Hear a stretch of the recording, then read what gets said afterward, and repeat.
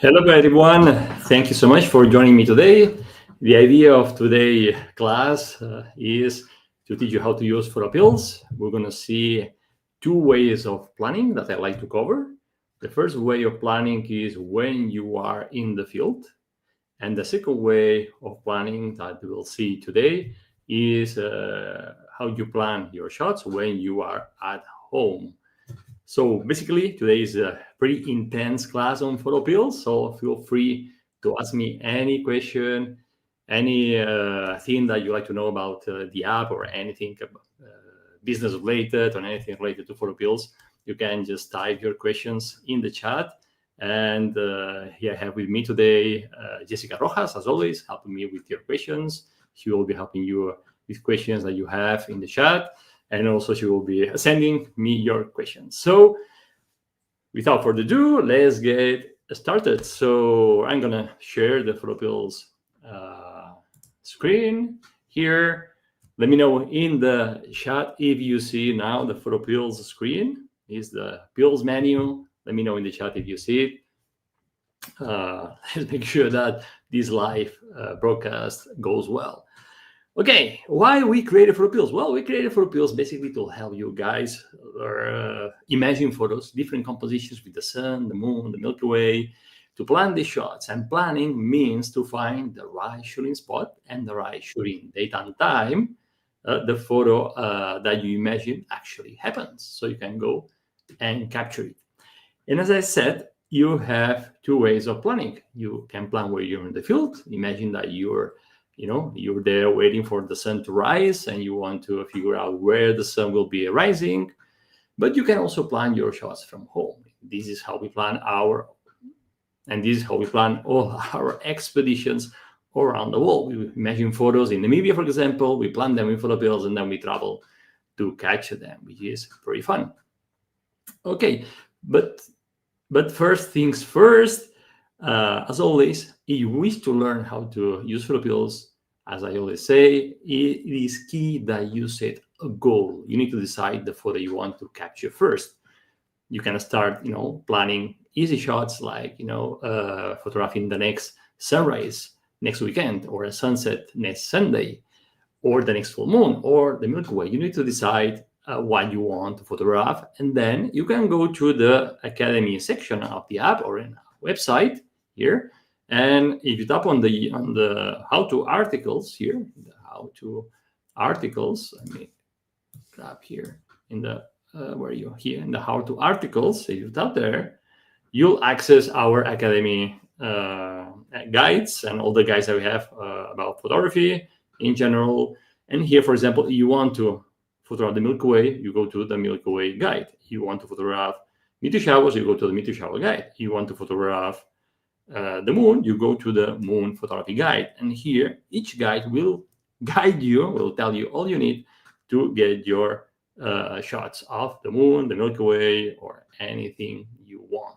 So if you don't know where to start, you go to the guide, and in the guide, you'll find all what you need to get the shot, including how to plan the shot.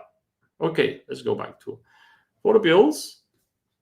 And as I said, two ways of planning, from in the field and from home. Imagine that you're in the field and you wish to know where the sun will be setting. You can always, of course, go to the planner and use the planner tool to figure out where the sun will be setting. But the easy way to figure out is to use the sun pill. You can use the sun pill, the moon pill, and the 90-hour pill to quickly see where the sun, the moon, and the Milky Way will be right where you are. So imagine again that you are in the field and you wish to know where the sun will be setting. You can just tap on the sun pill here and then tap on the AR button. At the bottom, you'll see that we always have an AR button, which means augmented reality option. And if I tap on the AR button, what's going to see now is basically where the sun rose this morning and where the sun has just set. So you have the date and time here at the top, and you see where the sun is actually setting. You can just swipe your finger from right to left to see where the sun is setting. And this works offline, so no connection needed. If you wish to know the moon, you just go to the moon pill. Tap on moon, again, tap on the night AR, and you'll visualize where the sun is at all time. You can just, again, swipe your finger from right to left to see where the sun is and where the sun will be setting exactly. So what you're seeing here is the horizon, and this is the moon, basically, and the moon phase, exactly how you would see the moon on this date and this time. And now imagine that you're about to shoot sunset and you want to stay to shoot the Milky Way with a nice tree that you know, that you are just there in front of the tree, and you want to plan your Milky Way shot. How do you do it? Easy. You go to the night AR button here. You go to the night AR button, and automatically what you see here is the horizon. You see here the Polaris. We are in the northern hemisphere, and you also see the Milky Way. And you can swipe your finger from right to left until the background color is clear. When it's daytime, the background color is yellow. Orange, golden hour, and when it's crystal clear like this is when it's nighttime. You have the time and the day here, and it's showing you the position of the Milky Way.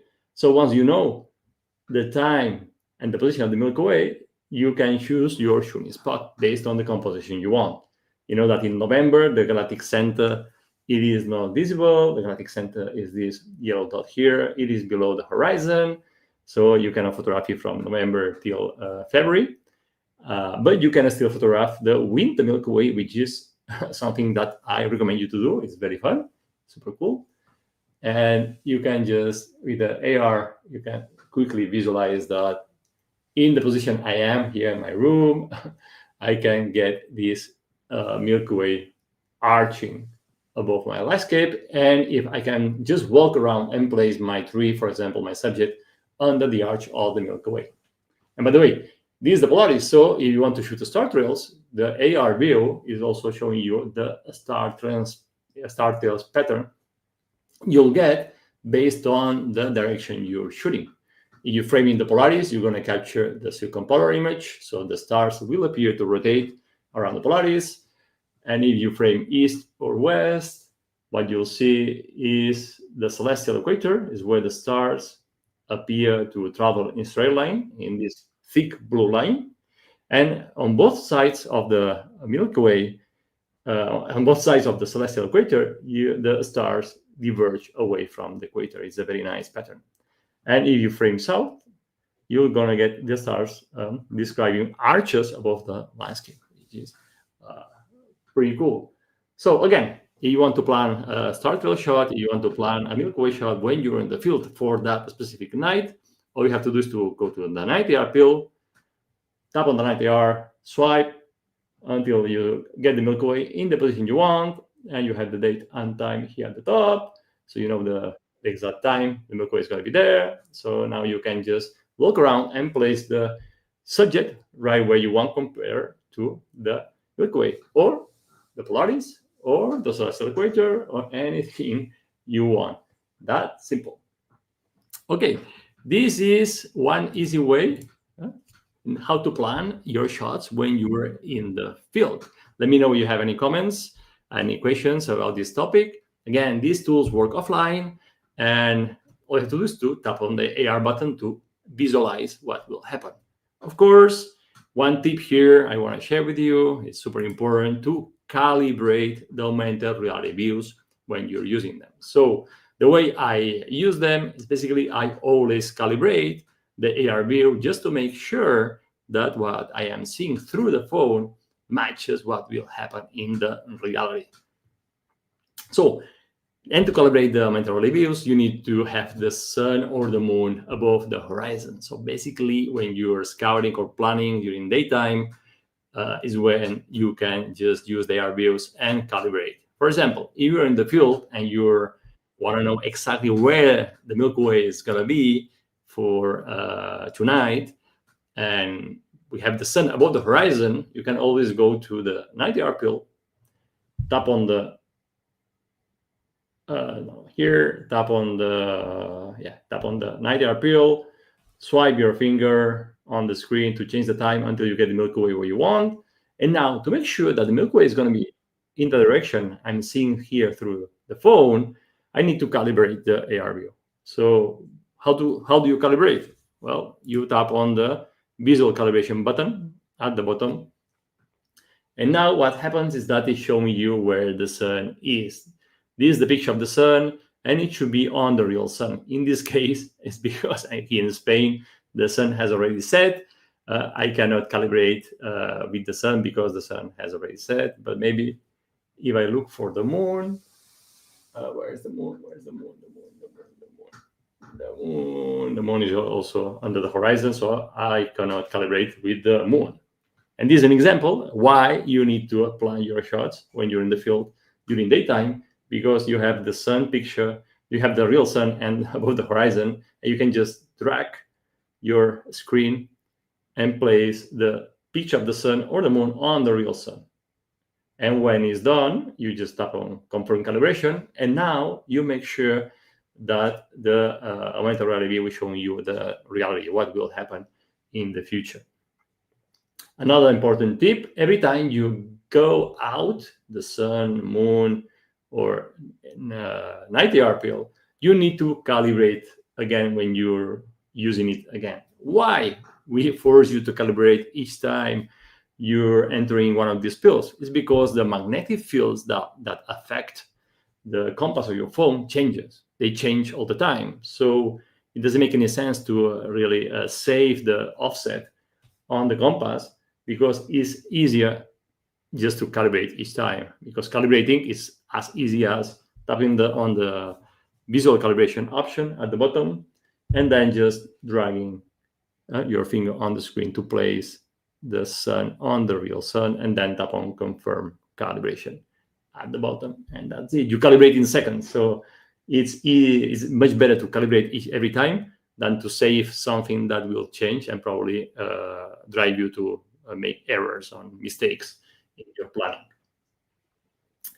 Fantastico. This is what I want to share with you super fast on how to plan your shots when you're in the field. Now we're going to go and dive into the planner tool and show you lots of examples on how you can plan the sun, the moon, the Milky Way, even the total solar eclipse of next year using the planner, which is probably the most powerful tool in PhotoPills available when you want to plan your shots from home.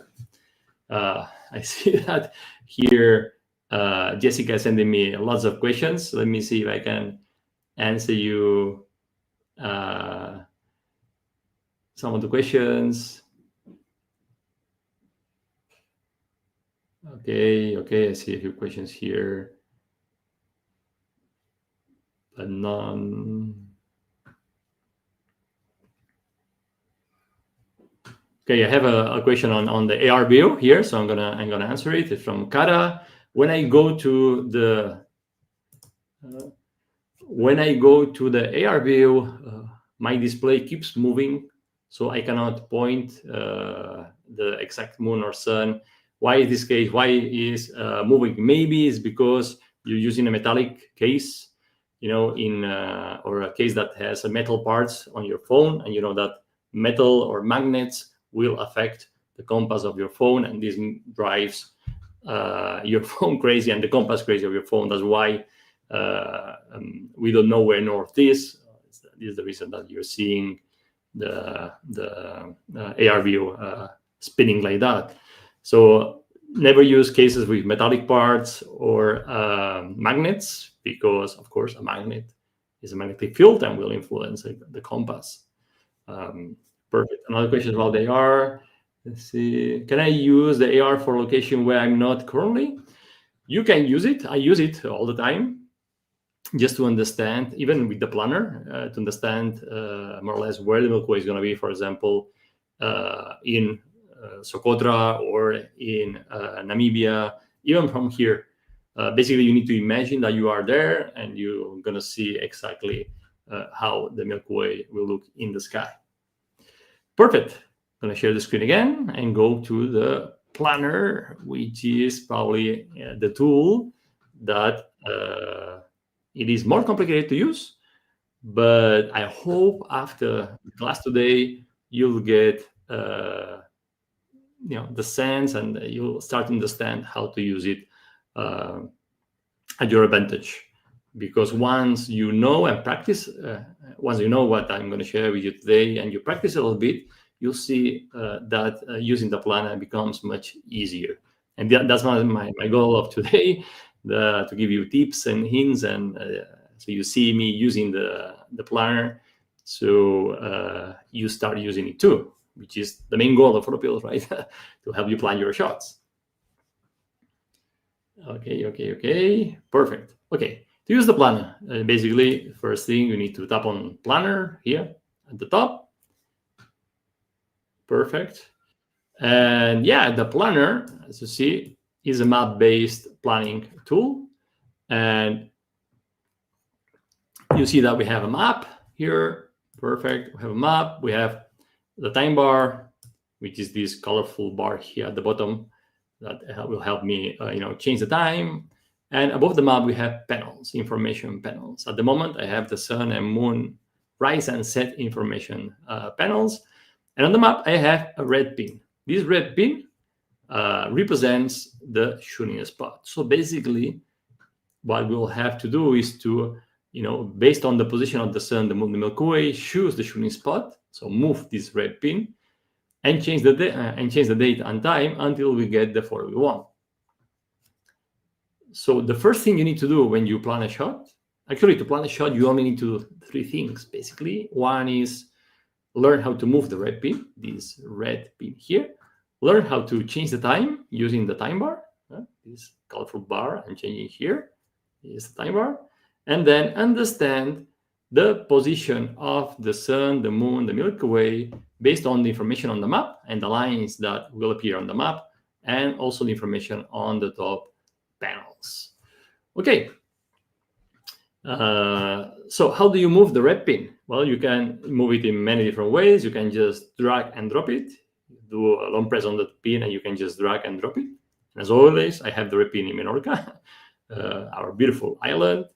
You can just forget about the pin and go to Favarish, for example, and do a long press on the map. You do a long press on the map for a few seconds, the red pin will be placed where you are tapping and holding, where you're doing the long press.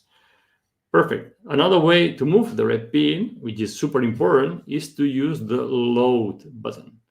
At the bottom, under the time bar, you have many options here. You have the find, the AR, the night AR, load, and save. Save, basically, if I tap on save, save is to save your plan. When you plan a shot, you can just save it. And this will save your shooting spot and save your shooting date and time.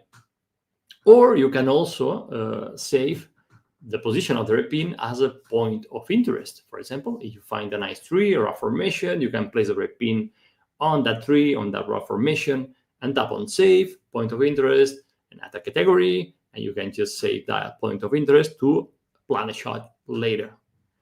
But if you tap on load, here you have many other options. You tap on load, the first option you have is the search bar at the top, where you can just type the name of a place and the red pin will be placed on that place, so you can start planning.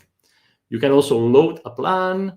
If you've saved a plan, you can just load it to check it back with the planner. You can load a point of interest that you've saved, so you can start planning a shot. You can also load a latitude and longitude. You have the coordinates of a spot, a location. You can just use the latitude and longitude option here, or you can load a geotag photo. This means that if you allow your phone to save the GPS coordinates in the photo, when you take a photo, then when you're scouting, you can just take photos with your phone of the subject you like. And then in PhotoPills, you can go to the load geotag photo and you can load that photo of the subject that you took. And the red pin will be placed where that photo was taken. So you can save that subject as a point of interest.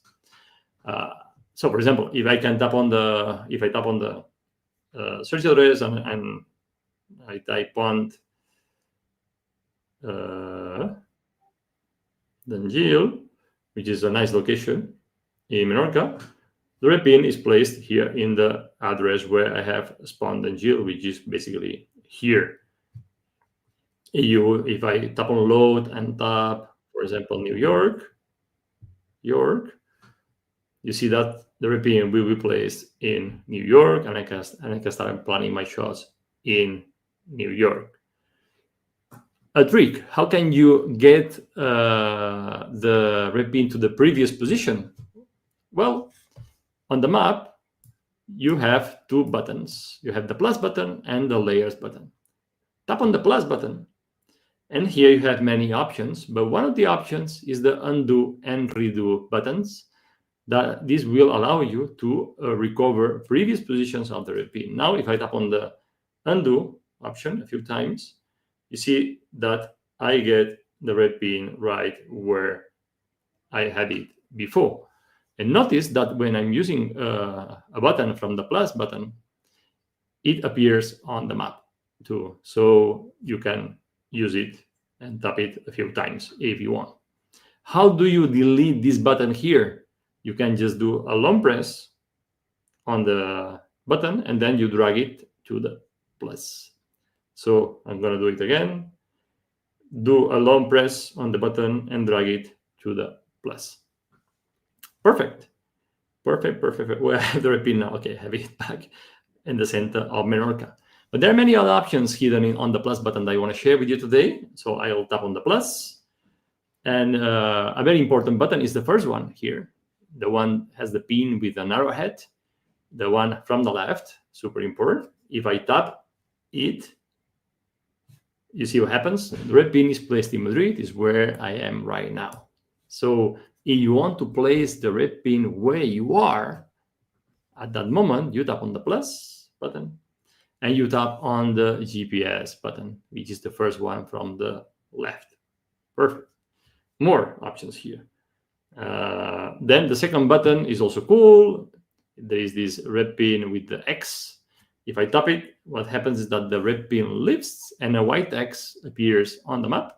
And now I can just place the X where I want to, place the pin, and then I can tap on the X or tap the button to place the red pin where the X was placed. So let's tap on the plus again. More options here. Okay, another super important one that I'm going to share with you, and it's the last one I'm going to show you in the short term about these tools here, is the arrowhead here button. And somebody asked this question before. This arrowhead allows you to see your position on the map. So if you tap on the arrowhead here, your position will appear on the map by this blue circle. So you know where you are. And this is very useful for two things. First, because if you want to place the red pin where you are, you know that if I tap the first button here on the left, the red pin will be placed where this blue circle is. But most important, imagine that you've planned a shot where the red pin is, and you're here, you can start walking, and this blue circle will follow you. So you know that you're walking towards the red pin, towards the shooting spot. And when the red pin is right concentric like this on the arrowhead, you know that you're more or less at the shooting spot, because sometimes it's hard to know where the shooting spot is if there are no trees or rocks or kind of sort of indication on the map where you can find something on the map and on the reality. So you make sure that you know where that shooting spot is. That's super important. Also, another application of this yellow dot is that, for example, if you save where you park the car as a point of interest, then you can just load that point of interest, and you know where you park the car, so you know if you're walking in the right direction, and so you don't get lost. Because sometimes at night you don't have a clue where to go. So one cool tip here is, if you save your the car park or the place where you left the car as a point of interest, then even if you don't have the map visible, you'll be able to see your position on the map with this blue dot, and the position where the car is. So you can just walk, and this blue circle will follow you, so you know exactly, if you're walking in the right direction, or you're moving away from where you want to get to. Okay, and these are the tools I want to share with you for now about this plus button here. Remove these buttons here. I'm gonna fly to Menorca again, beautiful island. By the way, we still have 3 spots at the PhotoPills camp. If you want to join us in Menorca, please make sure to go to our website in the camp section in the menu and book your spots, because we still have 3 spots out of 60 for next year. So you still have time to join. So join. Okay, we covered half an hour of this class, and we learned how to plan your shots in the field using the AR views of the sun, moon, and night AR pill. Now in the planner, we just learned the most important part, almost, which is how to move the red pin. Super important. Second thing you need to do when you're planning a shot is to learn how to change the time using the time bar. And to change the time, basically, you can just swipe the time bar, and you'll see how the time and the day changes as you swipe. You have the time bar. On the time bar, you have the at the center, this horizontal line shows the horizon.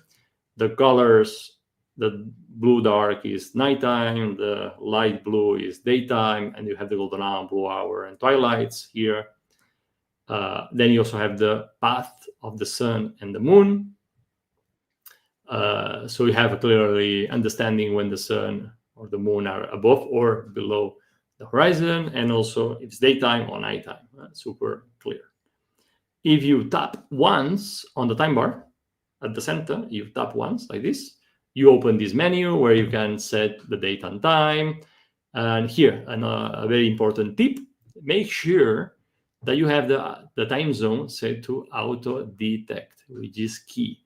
Why? Because all the information that the planner shows you is based on the red pin position, and it's showing you the local times.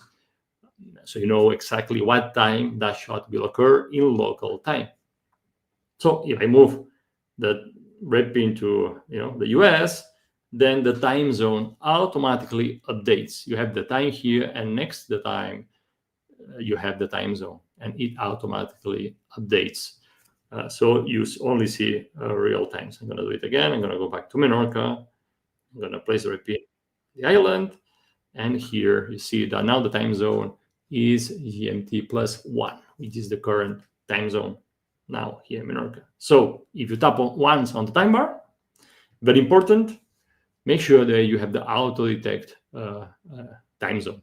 So every time you change the country, the PhotoPills will show you the correct times.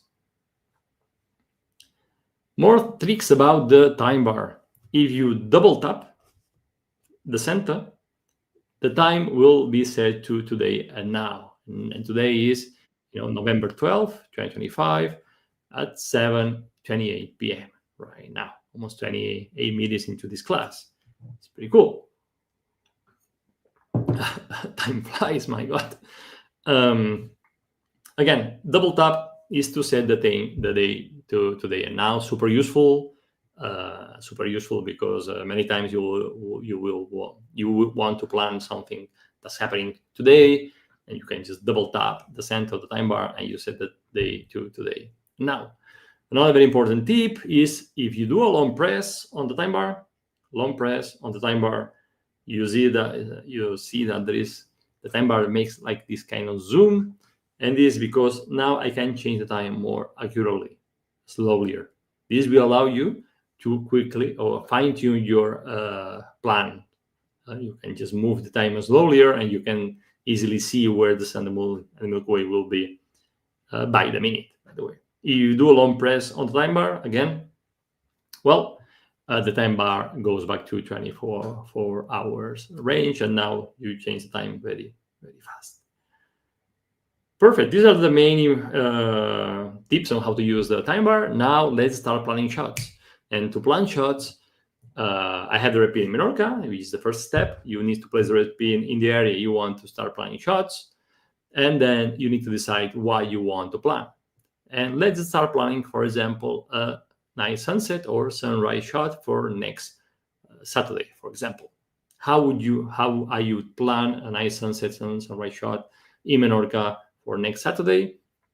The first thing I'll do is to switch on the sun layer to see the sun position on the map. So to do that, you have to tap the button next to the plus on the map, which is the layers button. This one, if I tap on the layers button, now I have many options here. You have the camera mode and the drone mode. The drone mode is useful when you want to plan, for example, top-down shots with your drone, so you can find cool compositions.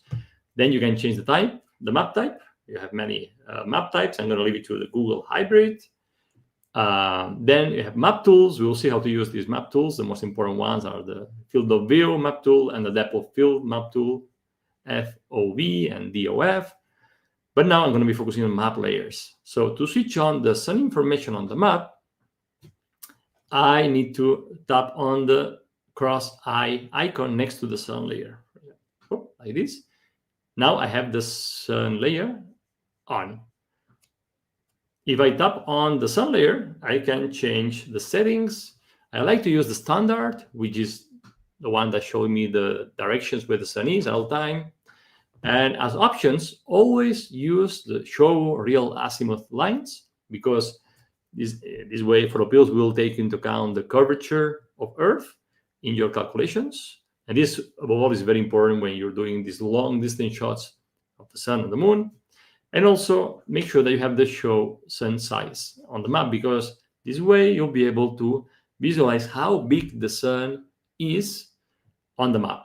So you can compare the size of the sun with the size of your subject, for example. So this is key. Okay, go back to map settings. And now that I have the sun layer on, I'm going to go back to the map. And now for the date that I've set, it is basically I'm going to double tap to set to today and now. So on November 12th, 2025, and at 7:32 p.m., well, I have the sunrise direction, which is the thick yellow line, and the sunset direction. So for today, November 12th, the sun rose in this direction and set in this direction. What time? Well, I have the times on the top panel. As I said, about the map, I have many panels. And the panel number 4, you can count 1, 2, 3, 4. Panel number 4 is the sunrise sunset panels. Also is showing me the phase of the moon. So basically, at 7:26 a.m., the sun rose in the direction of this yellow thick line and set at 5:30 p.m. in the direction of this orange thick line.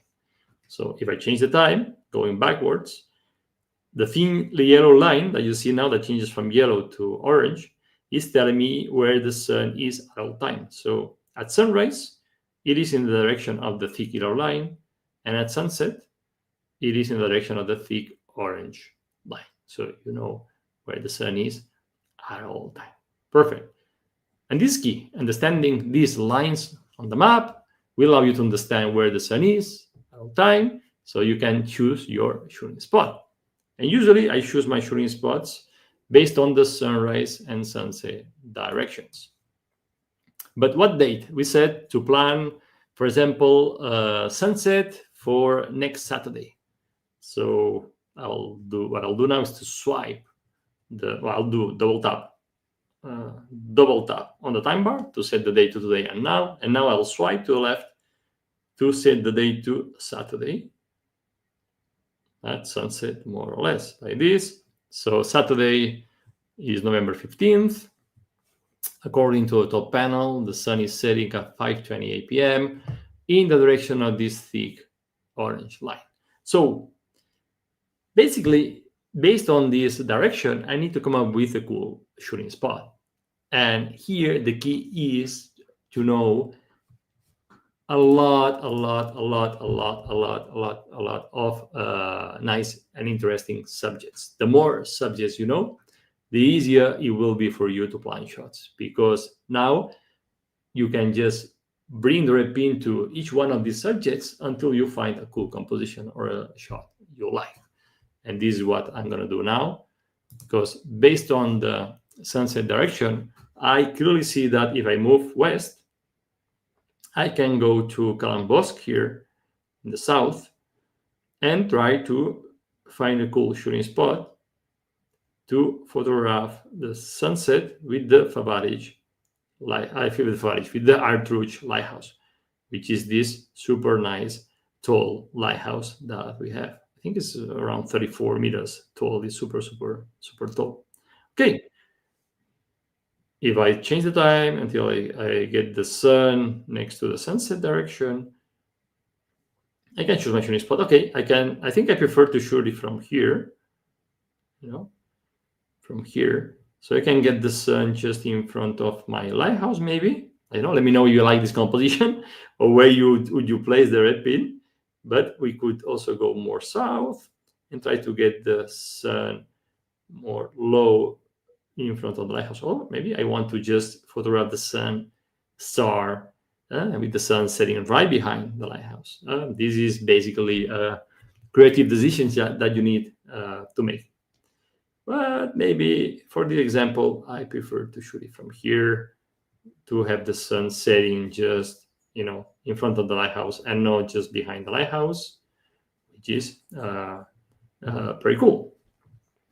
So this could be a possible plan for next Saturday. Again, if on Saturday, November 15th, 2025, I am at the red pin position at 5:20 p.m., I'll be able to photograph the sun setting next to the Farther Truch in Menorca, which is, I think, a very nice shot. But I can keep planning here. I can maybe play a bit with the focal length. This is a question I get a lot, but what focal length I'm going to be using?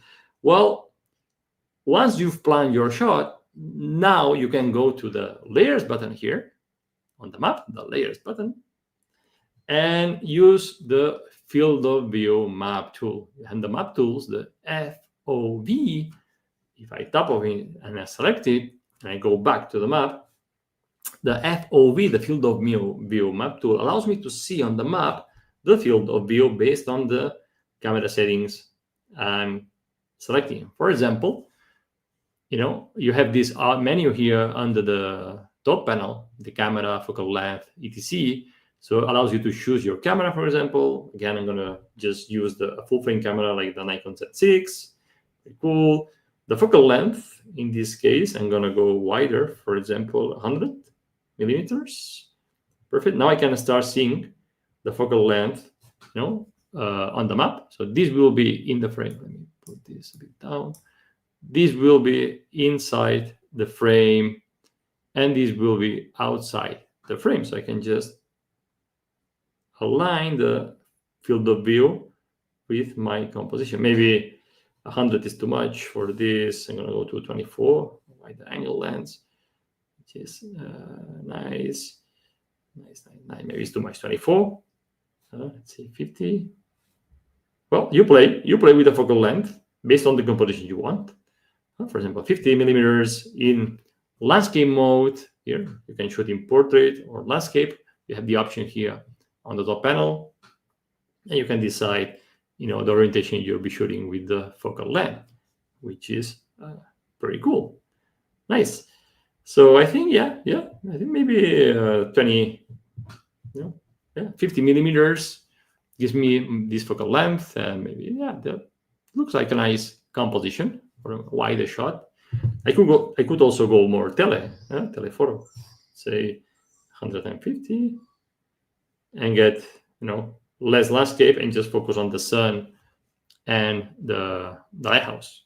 And again, here, if you zoom on the sun position, you can see how big the sun will be. This is the size of the sun, or the apparent size of the sun, and you have the size of your subject here on the map, so you can see how big the sun is compared to your subject, which is awesome. Okay, this is one way of planning. When you know the date, you can just find your best subject that works for that specific date. I just planned a cool sunset shot in Menorca for the next Saturday. But what if you don't know the date? What if you know the shooting spot and the photo you want? What if you know the shooting spot and, for example, that you want the sun setting next to Punta Nati Lighthouse in Menorca? Is it possible to calculate when that shot happens, with the sun or with the moon? And yes, it is possible, and I'll show it to you now with an example, and we'll be using the find tool. Find in PhotoPills is to find unique moments, legendary moments, to take legendary photos. So I know this is a bit confusing because a lot of people use the find tool thinking that they will be able to search for locations. No, you want to search for locations, you need to use the load button. And if you want to search for alignments or dates, you need to use the find tool. Okay, let's make an example. Let's do an example. To do it, I'm going to switch off the map tool, the field of view map tool. So I have it clean, the map. And now imagine, and this is a cool spot. It's a bit dangerous though, but it's a very cool spot in Menorca. You go to the north coast near Calamorel, there is this kind of rock formation where you can stand here. And this is just a few meters wide. So I'll do a long press on the shooting spot, which is, as I said, is pretty dangerous. So if you don't go alone. It's very important because it's not that wide and it can be windy. So be very careful. So imagine that you want to shoot from this spot here. It's very cool. And you want the sun to be setting next to the Punta Nati Lighthouse here, which is pretty cool, very, very, very nice. How do you know when this happens? If it is possible, if this shot is possible, because it might not be possible, right? Well, we use the find tool.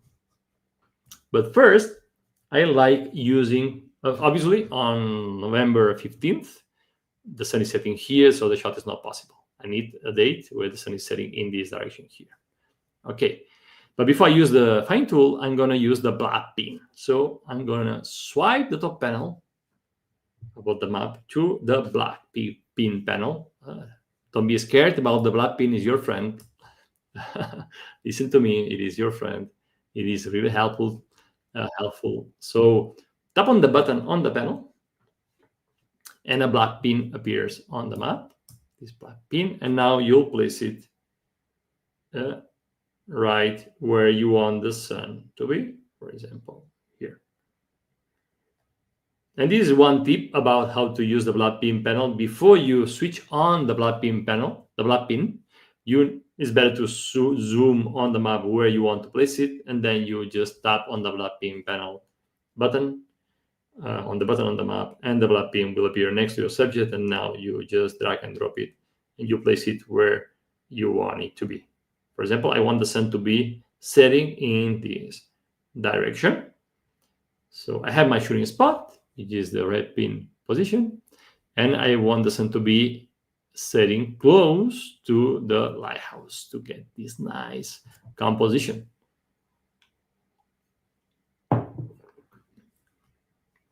Which is awesome. Okay, next step. Tap on the find tool here, tap on find. And now on Android, you have only two options, moon and sun. On iOS, we built 4 options because it was the first version that we built, but we actually only use 2 options. We just find the sun at azimuth and elevation and the moon at azimuth and elevation, which basically means to find the sun at a specific position in the sky, because the azimuth and the elevation are just 2 coordinates that define the position of the center of the sun or the moon. So basically use the sun at azimuth and elevation on iOS, or the sun on Android. Okay, because we'll set the two coordinates, the azimuth and the elevation, where we want the sun to be. But first, tap on date range and tell PhotoPills that the starting date, I'm going to start looking for dates starting today and in 1 year. So basically, I'm telling PhotoPills to look for days that shot is possible starting today in 1 year. Perfect. And now I need to tell PhotoPills where I want the sun to be, the azimuth and elevation. What's the azimuth? In this case, the yellow pin you see here on the map is linked to the black pin. It represents the position of the sun. This is the reason we turn it to a yellow. The azimuth of this position is 257.72 degrees, which is basically the angle from north. North is here, south, east, west. From north, the angle to the position of the yellow pin is the azimuth. And the elevation basically is how high is the center of the sun above the horizon, the local horizon level. Perfect. What's this black area you see here on the map? Basically, it's telling you where the sun is never going to be for the day range you've set. So the sun is never in these directions here. If the yellow pin falls inside this black area, then that shot is not possible. Okay, if I zoom now on the pin, you see that we have this yellow band here, which basically defines this tolerance or error. Here, the plus minus 1 is this plus minus 1 is this area here. Why to use a tolerance? Because the larger the tolerance, the more dates you'll find. In this case, I'm using 1 degree because I don't have that, the red pin position is in a spot where you cannot move that much. So 1 degree is more than enough in this case. But again, if you can move your shooting spot a lot, you can just increase the tolerance. And how do you increase the tolerance? You tap on the numeric option at the bottom. At the bottom, you have many options. Basically, the numeric one is the one I use the most, numeric, because it allows you to change the tolerance here or the error. For example, you want to use 2 degrees. You see now that the area PhotoPills will be looking for possible position of the sun has grown quite a bit. But I'm going to tap on the numeric again. I'm going to leave it to 1 degree to have narrow down the dates the sun will be in this area. Perfect. We've set the azimuth. So we've told, okay, we want the sun to be in that direction within this tolerance, plus minus 1. Now let's set the elevation. So tap on the elevation tab here. You tap here on the elevation tab. And basically you have to do the same thing here, but you can just drag the sun up and down and tell PhotoPills the elevation you want. For example, I want it to 0 degrees of elevation because I want it to set, I want the sun to be setting. Again, this dark area you see here is where the sun is never be. If I look for these elevations here, PhotoPills telling me, okay, for this date range and this azimuth range, the sun is never in these elevations. So you need to have the sun in the clear area. In this case, we're looking for a sunset, so we will find results. For the elevation, I like to use plus minus 0.5 degrees. 0.5 degrees, I think is a good value for the elevation tolerance. Again, you can change it. You go into the numeric option, and we'll be using the numeric option in an example in a few minutes, because here we'll be using the apparent height above the yellow pin, which I'll explain later. I don't need to explain it now. So, okay, we set the range, we set the azimuth and the elevation of the sun, center of the sun, the position of the sun, and now I just need to tap on the magnifying glass button here at the top to get a table of all possible dates the sun will be within the search parameters, and you have here the search parameters at the top. Sun at azimuth 257.72 degrees plus minus 1 degree, and elevation 0 plus minus 0.5 degrees. And here I have all the dates. And look, this is Saturday, February 21st, 2026 at 6:28 p.m. It's Sunday, following day. Basically, you can shoot it in February and also in October at the end of the year. Perfect. Let's check the first date. Saturday looks nice. Saturday, 6:28 p.m. Tap on the result to see the plan. When you tap on the result, then you have the planner set to that date. So February 21st, 2026, 6:28 p.m. was the date. And now the sun is, in this direction. It's setting. The sun is setting right aligned with the lighthouse, which is pretty cool. Now again, I can do a long press on the map on the time bar to change the time with more accuracy, so I can see how the sun is setting and where it will be setting.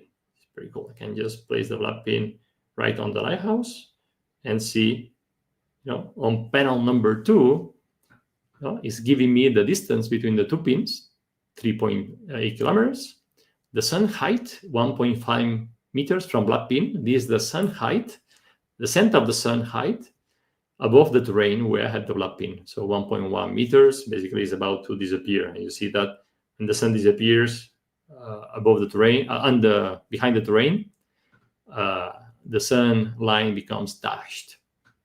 This is how easy it is to see when the sun is disappearing behind the mountain. For example, you place the black pin on the mountain and you align the sun with the black pin, and if this line goes dashed, it means that the mountain hides the sun. Or on the top panel, you have the sun height in negative from black pin. And in brackets, you have the size of the sun, or the apparent size, the diameter. This area here, this orange width here of the sun, is the 35.9 meters. This is the size of the sun. As you see, the sun apparently is as big as the whole building of the lighthouse, even bigger, which is pretty cool, very nice. Okay, so let's see if I can get this shot here. I can go, you can see if this date is a good shot. Maybe it is not that good shot because I have, the clips here. Maybe it's too tight. So what I'll do is I won't risk it. So I'll go change the time. You know that when you change the date with the time bar, the sun is very predictable because every day it sets half of a degree away from the previous day. So if you want to find another day that works better for you, you can just change the date like this, and you have the sun in another alignment. For example, in this case, if you want to separate it from the clips here, this one works, and this way this day works, and I can go a bit north. Be careful not to fall. But yeah, I think this day works really. Long press on the time bar to change the time, and I can align it with the red pin, or I can just have it set. It is nice to have the sun setting next to the lighthouse here. Awesome. I think I like this plan because if on February 23rd, 2026 at 6:25 p.m. I am at the red pin position, I'll be able to see and photograph the sun setting next to this beautiful lighthouse here that we have in Menorca, the Punta Nati lighthouse, which is pretty cool. What do you think? Do you like this shot? Are you following? Is it difficult? Is it easy? Well, we'll do more examples now with the moon and the Milky Way, and you will gonna get practice as you see me working out more examples. Very quickly, now that you master the depth of field map tool, we can just also plan again the focal length. How do you do it? You tap on the map settings button on the map settings button on the map, and again you can use the field of view map tool here, and go back to the map. And now you can choose your camera again. You can align the field of view with your lighthouse. You can also tap the last button here next to the landscape or portrait mode. You can tap on this bearing button here and choose to align the field of view with the black pin. If I tap align with black pin, then the field of view is aligned with the black pin. So black pin is at the center of the field of view. Okay, I think that 150 millimeters is too much, too short. So I'm going to go to 300 millimeters and see what happens here. Okay, I think with 300 millimeters, I have a more close-up on my subject and the landscape and the lighthouse, which I think works pretty well. And if I shoot on portrait mode, perfect. Portrait mode, I even have a narrower field of view, having more attention on the subject and on my sun. Okay, so this is super easy to plan the field of view on the map when using this map tool button here. Again, I'm going to switch off the map tool on the map. To do it, go to the map settings button and tap on none. Here on the map tools, tap on none. Perfect. Now let's plan the moon. What do I have to do to plan the moon? I'll need to have the information of the moon on the map. So I'll switch off the sun layer by tapping on the eye icon. The eye icon here next to the sun layer. I'll switch off the sun information on the map, and I'll switch on the moon information on the map. Type in the eye icon, and I'm going to tap on the moon layer to make sure that I have the standard style, which is what I like, and the show moon size switched on. Very important to see how big the moon is compared to my subject on the map, which is a really cool thing I want. Going back to the map. Now I have, I think my son is like crying like crazy because he wants to be with Papa. My wife is fighting. Well, anyway, I'll keep planning shots if I can. Okay, now I have the moon information on the map. You see?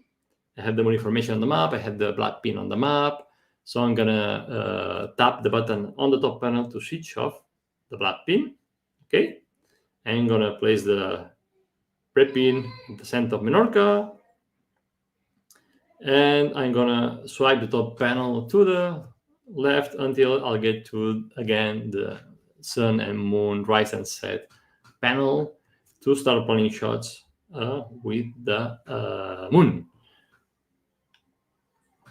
Okay, let's answer a few questions. Well, I have so many questions here before I start planning shots of the moon. We'll do the same thing. We'll plan a shot of the next full moon, which is the super moon on December 5th. And then we'll do an example on how to plan a moonshot when you don't know the date, but you know the shot you want. Okay, let's get started. Let's see a few questions here. So many questions. Rafa, if you can show how to find the location by GPS coordinates, I would appreciate it. Jay, well, you need to go to load button here, the load button. You can just tap on the latitude, longitude, and you can just set, introduce latitude, longitude here, and that's it. Or you can copy paste the latitude, longitude on the search bar, and that's it. The red pin will be placed on those coordinates. That's it. Perfect. More questions. A few more.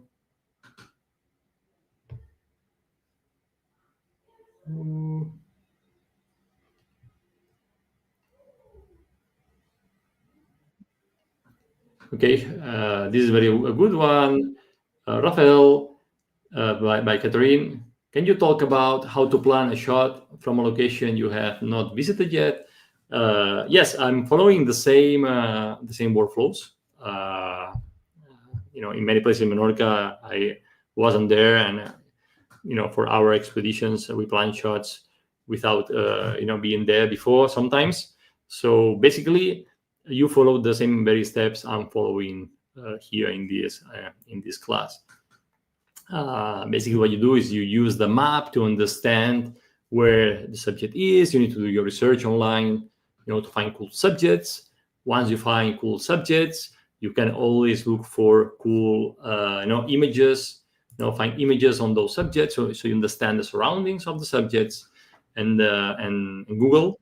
And thanks to that, you can also use Street View if on Google to have a better understanding of how the subject looks. And then basically you place the red pin next to your subject and you start planning your shots in the same way I'm doing here. So let's go back to the planner and let's start planning shots. The moon, let's plan the next supermoon.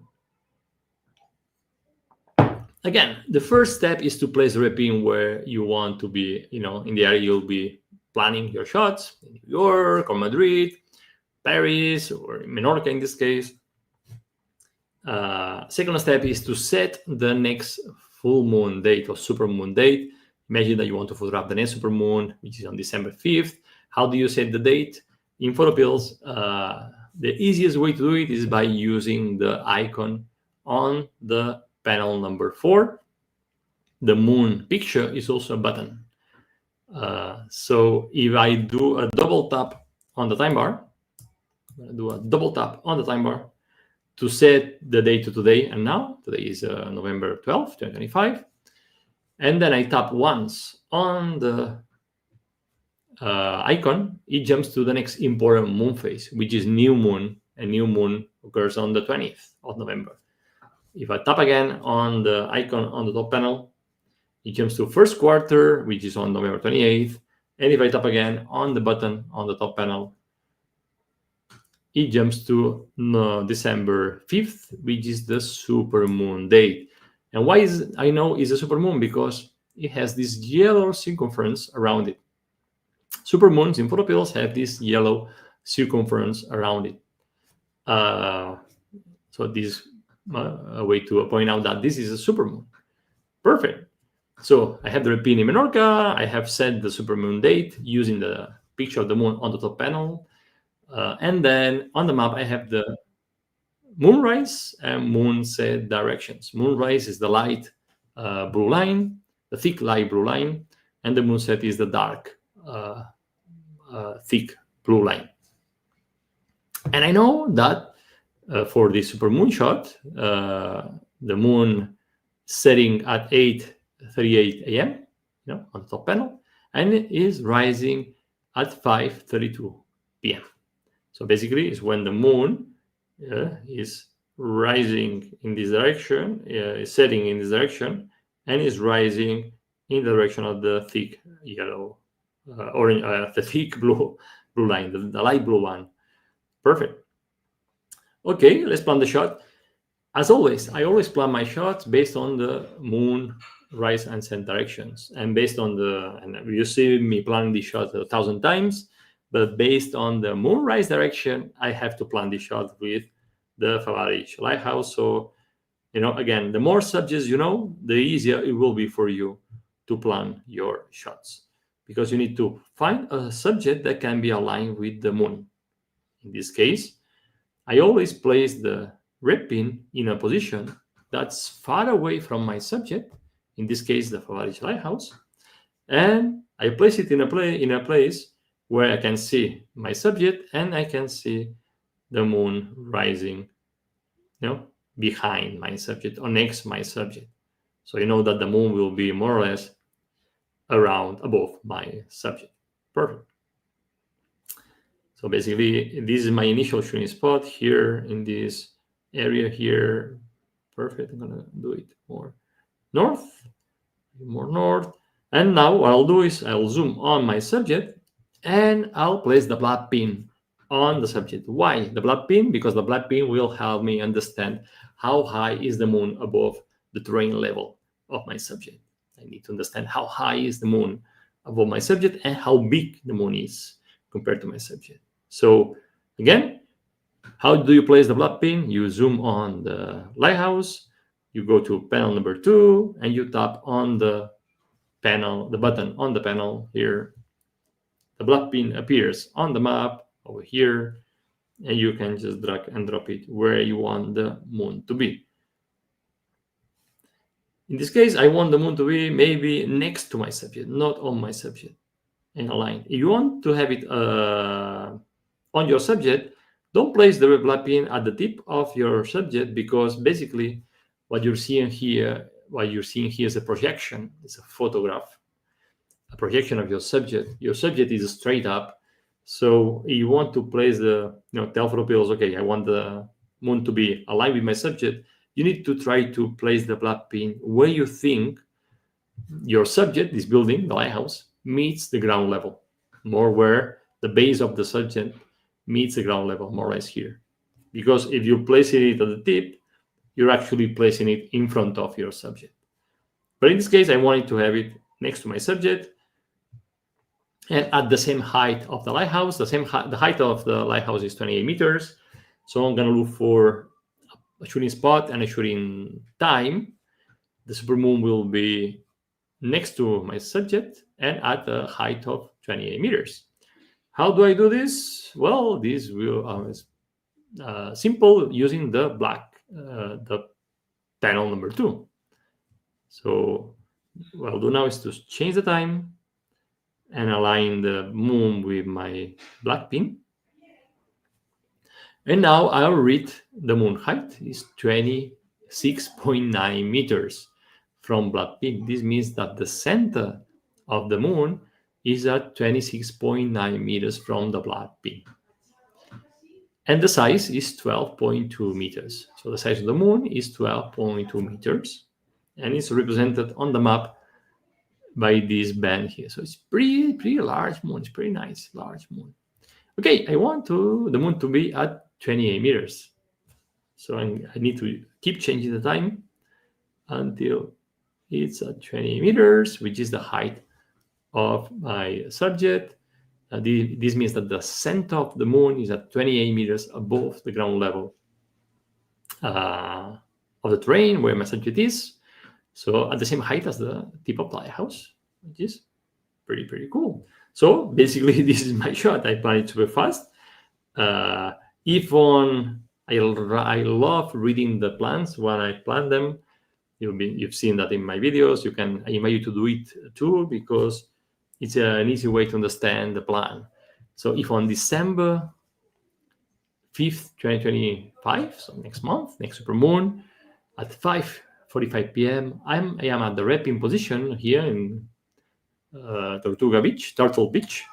I'd be able to photograph a pretty big moon, a moon with a size of 12.2 meters next to, in front of my subject, and at a height of 28 meters, which is a pretty cool, amazing shot, I think. So I have my plan. Now again, if you want to save your plan, you just need to tap on save here and save a plan, or save a point of interest if you want to save the position of the red pin as a point of interest. Okay, what's very important with in moon photography is to understand the natural light you'll have at the time of the shooting. Is it going to be daytime? It's going to be golden hour, blue hour, nighttime. So you understand if you need to take double exposure, or maybe you need to find another day to get an alignment with the light you want. And how do we know the light type? Well, we know it based on the elevation of the sun. And we have the elevation of the sun on panel number 3. It's here. So you need to swipe the top panel to the left to panel number 3. And here I have the elevation of the sun minus 5.59 degrees, which means this shot occurs at the end of the blue hour, which is a great light to photograph the moon, because the moon will have a really nice yellow color and maybe pink color, depending on the particles in the area and the humidity. But yeah, you know that daytime is when the sun is above 6 degrees. Golden hour is when the sun is from 6 to minus 4 degrees. It's a very nice moment to shoot the moon. And blue hour is when the sun is from minus 4 to minus 6 degrees. When the sun is below minus 6 degrees, then you need to take a double exposure, one for the moon and one for the subject, because you cannot get the exposure right in one single exposure. This is not true in the case when you're shooting the moon with a subject that is lit. For example, if you're shooting the moon with the Empire State Building in New York, you can shoot in one single exposure, both, and get correctly exposed both the building and the moon. But in cases where the landscape is not illuminated, then you need to take double exposures when the sun elevation is under -6, and what's called the nautical twilight, and below. Nighttime begins when the sun is at -18, under -18. Okay, so basically this is an amazing, cool shot of the moon because it happens at the end of the blue hour. So the moon will be really powerful, very nice. And what focal length I'm going to use? And more importantly, if I am focusing on my subject, will the moon will be also acceptably sharp in my shot? Well, to figure out these answers, I'm going to use the depth of field map tool. And how do you switch on and off the tools on the map? Well, you have used the layers button. And on the map tools, you use the depth of field, the DOF map tool. Map tools, DOF. Go back to the map. And again, you have these boxes here, this menu that allows you to choose your camera, your focal length, the aperture in this case, the shooting distance, where you're focusing, if you're shooting portrait or landscape, and the bearing, the direction you're shooting. I'm going to tap on Align the Bearing here at the bottom, the last option, and I'm going to choose Align with Black Pin to center the field of view, with the black pin.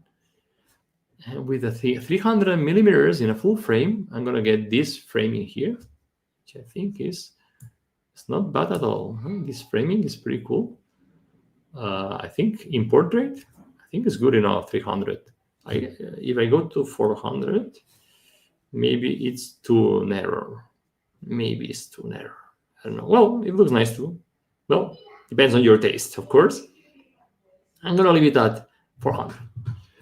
Focal length, let's say focal length aperture, let's say I'm going to use a f8. And we're going to shoot in portrait, and we're going to be focusing at the black pin distance because I'm going to be focusing on my lighthouse, on my subject. So the lighthouse will be acceptably sharp, will be tack sharp. And the question is, if I'm focusing on my subject, on my lighthouse, will the moon will be acceptably sharp?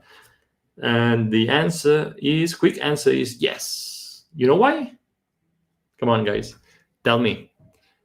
You've been watching my videos, you should know.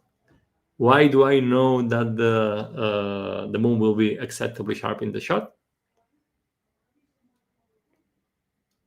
Yes. Okay. I'll tell you.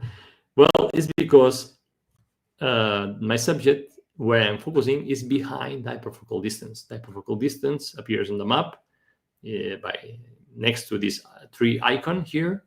This icon of a tree, 668 meters. This is the hyperfocal distance. And you know that if you make focus at something that's behind the hyperfocal distance, infinity will be acceptably sharp. Okay, so in this case, I'm making focus on my subject, the lighthouse. So, because the lighthouse is behind the hyperfocal distance, the lighthouse is at 1.26 kilometers, and the hyperfocal distance is at 668.18 meters. So, the moon will be acceptably sharp. Perfect. So the depth of field map tool allows me to plan both, understand both, what will be in the frame and outside the frame, and also if I'll get in focus both the subject and the lighthouse. Very, like the subject and the moon, the lighthouse and the moon. Super important. Okay. More questions on how to plan the moon, because now I'm going to plan the moon when you know the photo you want, but you don't know the date. I'm going to use the Find tool again, but this time for the moon to plan another cool alignment in Menorca of the moon with the Ilha de Laira lighthouse, with another lighthouse. Okay, let's go back to the map. Let's go back to the questions. Can you tell if mountains are obstructing your plan? Yes, you can tell. You can tell. You can tell by using the black pin. All you have to do, I'm gonna do an example now. I'm gonna switch off. I'm gonna switch off the depth of field map tool. I'm gonna say to none. I'm gonna switch off the black pin. The black pin. And for mountains, what I like to do is to change the terrain. If you've never been there, I like to change the terrain map type to terrain, so I can see the mountains on the map. So to do that, again, map layers button, map type, and here I'm gonna go use the terrain, Google, map type, and here you can see the topography of Menorca, the terrain. And you're shooting, for example, imagine you're shooting from this shooting spot, and you see that you have this mountain. You're shooting this shooting spot, and you see that you have this mountain. I'm gonna just place the black pin on the mountain, and then thanks to the top panel, if the moon is gonna be above the black pin or behind the mountain. It's gonna be behind the mountain, above the mountain, thanks to the moon height above the black pin, because this is telling me the height of the center of the moon above the terrain level where the black pin is. And if you place it at the top of the mountain, you get the height. Also, you can, every time you move the black pin, you have this box here that's telling you the altitude. So 340. So you can change the black pin until you find the highest point of altitude. You tap on the black pin, it appears 334.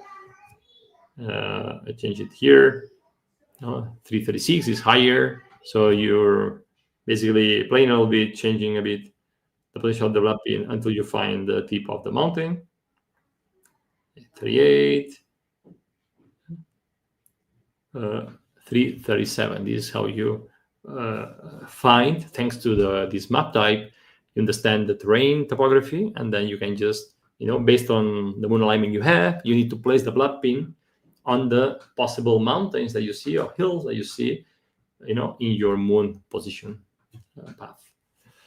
Okay, good question. Very good question. I'm going to go back to the map type of the hybrid.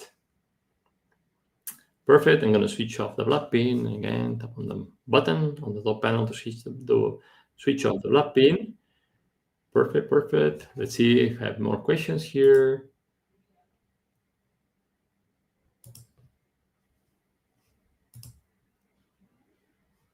Boom.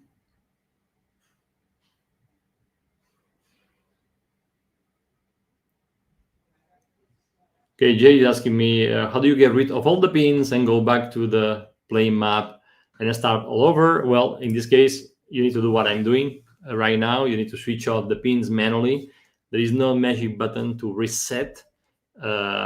We can implement that for sure, and it's something that I'm jotting down. But at the moment, you need to go to the black pin panel, switch off the black pin panel, and you need to do it manually, basically.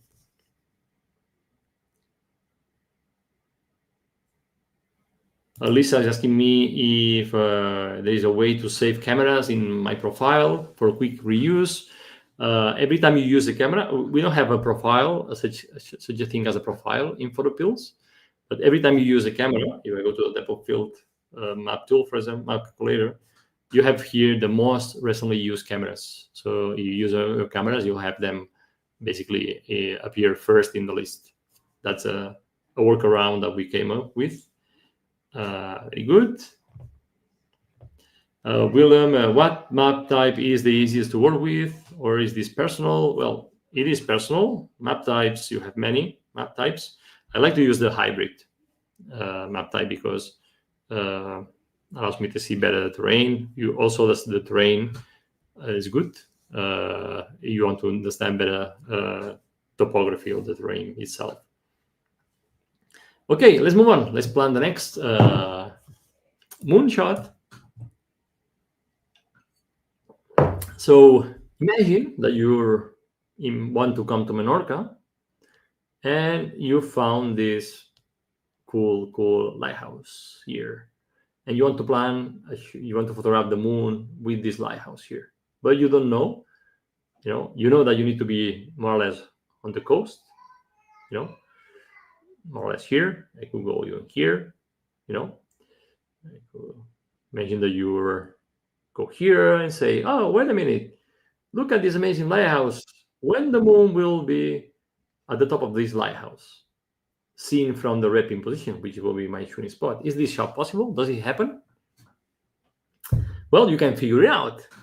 First step is always to place the black pin on your subject or where you want the sun or the moon to be. So go back to the panel number 2, tap on the black pin panel button, and place the black pin right where your subject is or where you want the moon to be.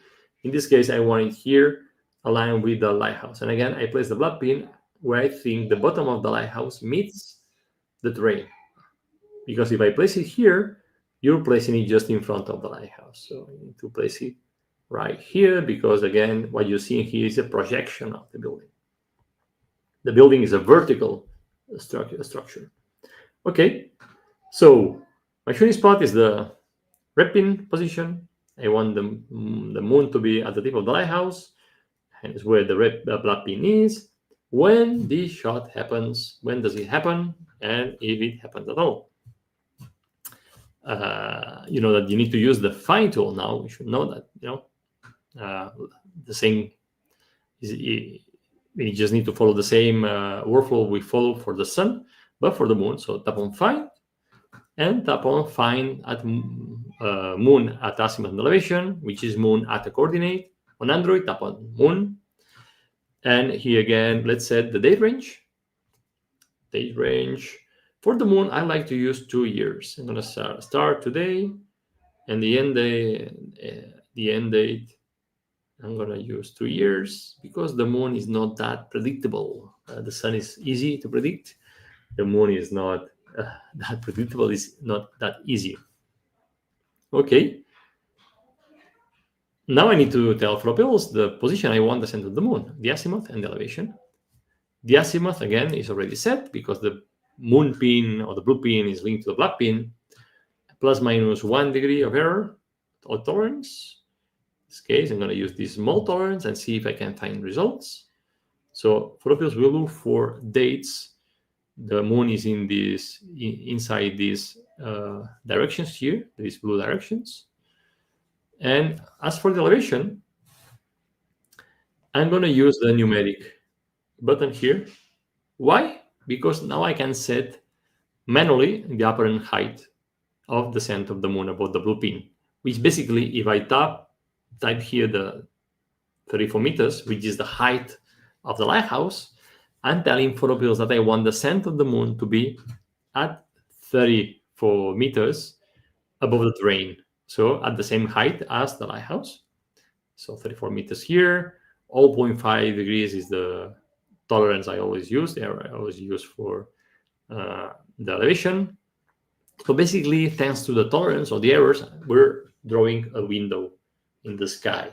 The center are the coordinates of the azimuth and elevation I'm choosing, and then the window, the size of the window is determined by the tolerance or errors on the azimuth and elevation. It's like drawing a window and telling PhotoPills I want the moon to be inside that window. Perfect. Okay. So I set the apparent height to 34 meters, which is the height of the center of the moon above the terrain. And PhotoPills tell me, okay, this elevation is 0.63. So now I need to just tap on the magnifying glass icon and get all the possible days and times the moon happens to be in that search parameters. With the moon, again, because of the natural light is so important, we have the phases of the moon, and the background color represents the natural light. Light blue is daytime, black is nighttime, and then we have the nautical twilights here.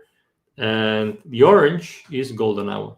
And I don't see a full moon in orange. So, and I want a full moon in golden hour. So I'll go back and increase. I'm going to increase the azimuth tolerance, let's say to 3. Let's make it more tolerant. So now I have more possible dates.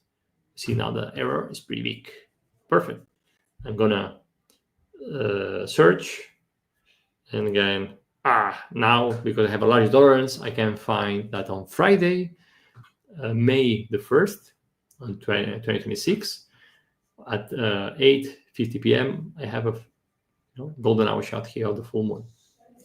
You can also tap on the face at the top of the table. You have the face board. You can tap on face twice and get the full moons first. So you have the dates where you have the full moons first.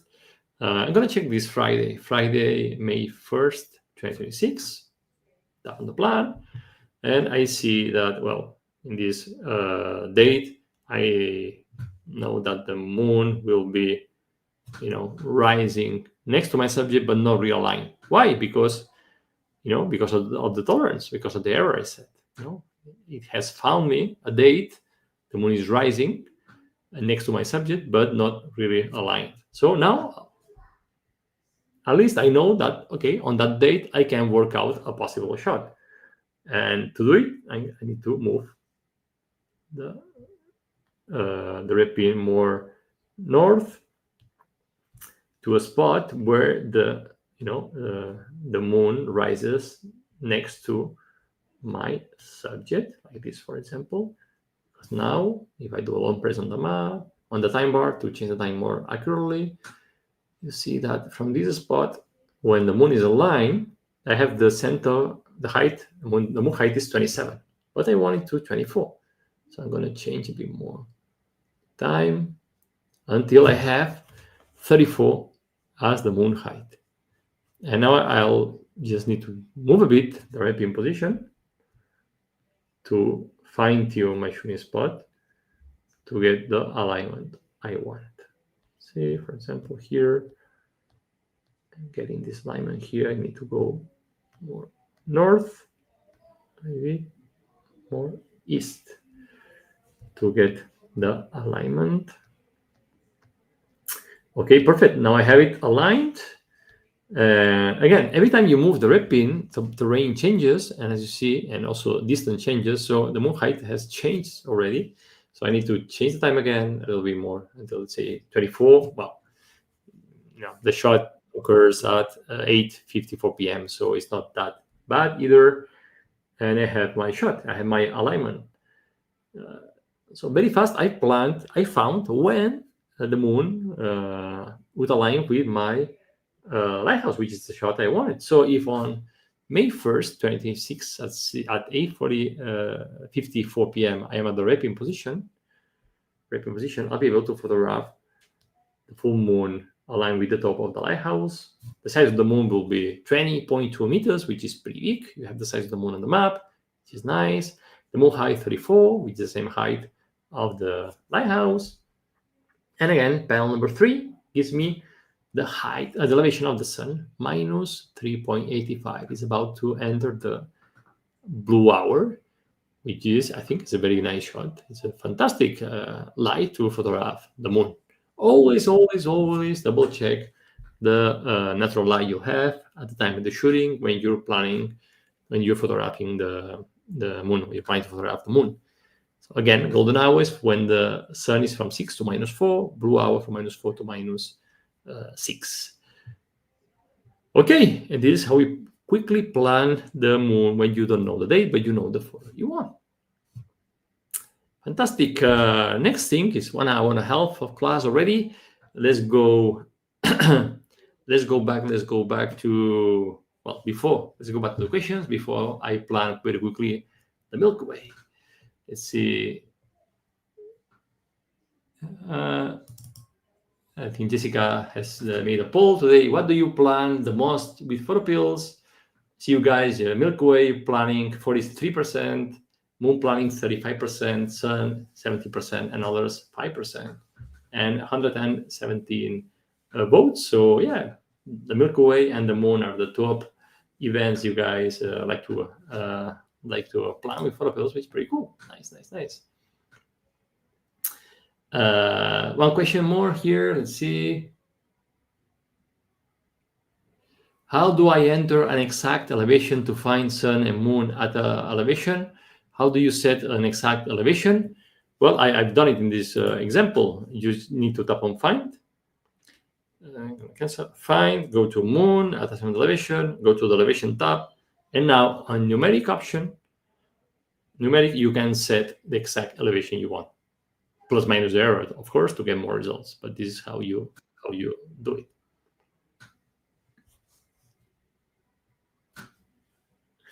Okay, another question from C. Walker. Rafa, what means the values of altitude difference on the top panel? Okay, I suppose you mean the value altitude difference between on this panel number 2. Well, this is the altitude difference between the red and black pin panel. So if I go to tap on the black pin, but on the black pin, it says altitude 0. You see 0. If I tap on the red pin, it says altitude 1. So this should be the difference. So basically, it says that the red pin is 2 meters above the terrain of the black pin. So the terrain where the red pin is 2 meters above the terrain where the black pin is. So if you place the black pin on a mountain, this will be a positive. This will be the difference of altitude, elevation, from the terrain to the from the red pin to the black pin. And the angle is the same information, but in angle. In this case, it would be an angle, negative angle, looks down, because the red pin is looking down to the black pin. If the black pin is on a mountain, everything will be positive number, because you're looking up to the black pin terrain. Basically, this altitude difference is the difference between the terrain at the red pin and black pin positions. Very, very good question. Willem, will that tell me if the weather will be too cloudy or something for the shot? Well, no, we would like to add weather forecast in the app, so coming soon, hope. Yes. I know, guys, you've been asking lots of questions. We're saving the questions to answer them more at the end of the class. So let's continue. Let's continue planning the Milky Way, which is something that you're very interested, because most of you are planning the Milky Way shots, and I hope you find it easier than planning the moon or the sun. So again, I'm going to switch off the map, the black pin from the map, to start planning my shots. I'm going to place the red pin at the center of Menorca. Very cool. Perfect. And I'm going to go to panel, the first Milky Way panel here, swipe the panels to the left to get to the first Milky Way panel, for example.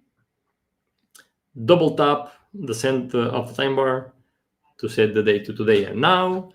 And now, to plan the Milky Way, I need to switch off the Milky Way information on the map. And how do I do it? Tap on the map settings button again on the map. And on the map layers, I'm going to tap on the eye icon next to the Milky Way layer, eye icon. And I'm going to leave the moon layer on, because when I'm planning the Milky Way, I need to know where the moon is at all time. Okay, and go back to the map. And now what I see on the map, basically this white dot arch represents the position of the Milky Way. And this white thin line represents the directions where the Milky Way meets the horizon. So basically, from this position on this date, today at this time, 8:33, the Milky Way, if I look northwest, I'm going to see this arch here of the Milky Way. And these circumferences, concentric circumferences, they are like kind of a contour lines that help me understand whether the arch is high in the sky or low in the sky. When the arch, the dotted white arch, is next to the red pin, it means that the Milky Way is super high. when it's closer, far away from the red pin, closer to the larger circumference, it means that the Milky Way arch is low in the sky. So we change the time. In this case, it goes above the black pin, above the red pin. It means that it's completely straight. And actually, if I swipe the top panel to the left, to the second Milky Way panel, you have here a picture of the Milky Way, which is telling you exactly how the Milky Way it looks, if it's horizontal or more vertical. Horizontal, like this, more horizontal, or completely vertical, like this. Of course, you can always tap on the 90-hour view, and if you imagine that you are at the red pin position, you can understand how vertical is Milky Way. You also have, the position of the moon, which is at this today, tomorrow morning at 2:25 a.m. It's going to be above the horizon. So yeah, maybe the moon will help me lit the photograph.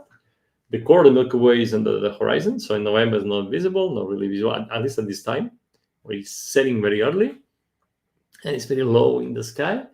But this could be a good Milky Way kind of winter theme part of the Milky Way, or tail of the Milky Way shot, completely vertical. So if you, by looking at the map, you don't understand the position of the Milky Way, you can use the top panel to understand if it's vertical or horizontal, or use the 90-AR button to visualize it basically on the AR view, so you know exactly how the Milky Way will look. Which is pretty cool. Okay, and what are these two lines here? Well, these two lines, the two gray lines, represent the direction where the galactic center is visible. And in November, the window of visibility is so low here in Menorca. Actually, if you go to the first Milky Way panel, this panel is telling me the galactic center visibility times. So in Menorca today, basically, it's visible from 7:03 to 7:14, but it's basically is almost not visible, because you see here the core, the galactic center, is just at the horizon, and you can only see just the upper part of the core of the Milky Way, which is also cool. It's not bad, and is visible in the southwest directions here in these directions. Now, how do I plan the Milky Way? Well, the way I do it, in a place that I have never been, I just place the red pin next to an interesting subject. For example, I could go again to Paris Lighthouse, and I'll place the red pin next to the lighthouse. And then basically what I'm doing is to check the 12 new moons of the year to understand what compositions I can get for each month. Because you can get the same shot of the Milky Way for a month or two every day, the same shot, because it doesn't change that much. What will change are the cloud conditions and, of course, the moon conditions. So this is why, if you check the 12 new moons and you check all the possible compositions you can get on that spot, each month, you will know super fast, each month, all the possible shots you can get. And thus you know all the possible shots you can get throughout the year. So my workflow is basically, I'll start in January, on the new moon in January. And how you can set the new moon fast? Well, double tap on the time bar, double tap on the center of the time bar, and then go to the second Milky Way panel. And again, we have a picture of the Milky Way here. And basically, if you tap on the picture of the Milky Way, time will jump to the next new moon. So if I tap on the Milky Way picture, it jumps to November 11th, November 20th, which is new moon. Tap again, December 20th, new moon. Tap again in January 18th, is a new moon. But the Milky Way core becomes visible around February and March. February, March. So let's go to March. In March, new moon, which is on the 19th, I know that here in Flaridge, the Milky Way can be shot pretty horizontal because the arch of the Milky Way is far away from the red pin. And I have the galactic center in the southeast directions. Again, this thin line is telling me where the Milky Way meets the horizon, and the white thick line that is connected with the largest dot represents the direction where the center, the galactic center, is. So I know that the galactic center is at all time. So at 4:06 a.m., the galactic center is in this direction, and the Milky Way describes an arch. If you look east, you'll see the arch of the Milky Way with the galactic center in this direction. So if I tap on the night AR, what you'll see is this. You have the galactic center here, the horizon, the Milky Way appears above the horizon here, and it goes like this. This is east, and it goes like that, and dies in the other side, the other horizon line. So just by looking on the map, I know where the Milky Way is going to be at 4:06. So I can come up with a nice composition here of the Milky Way, trying to center the lighthouse under the arch of the Milky Way. And because it's new moon, the moon is under the horizon, so I don't have moonlight. You see, the thin line of the moon is not there because the moon is under the horizon. Perfect. So if I tap on the night AR to visualize the shot, I can get the core of the Milky Way, and then I get the lighthouse just under the Milky Way arch and centered, which is very nice. Actually, I can use the road here as a guiding line to the lighthouse and get this nice panorama on the Milky Way, arching above the lighthouse. I think it's a very cool shot.